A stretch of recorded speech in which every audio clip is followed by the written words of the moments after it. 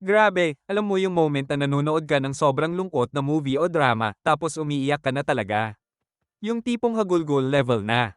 Tapos syempre kukuha ka ng tissue. Pero pagpunas mo sa mukha mo, parang mas lalo kang nasaktan. Hindi dahil sa eksena, kundi dahil yung tissue mo parang papel ng assignment. Ang gaspang, parang ayaw kang tulungan sa problema mo. Naranasan ko na yan dati. Habang umiiyak ka na nga, nadagdagan pa yung inis mo kasi napupunit agad yung tissue. Isang punas lang, wasak na. Kaya kukuha ka ulit, tapos ulit na naman. Parang mas mabilis pa maubos yung tissue kaysa sa luha mo. Pero isang araw may natry akong bagong tissue.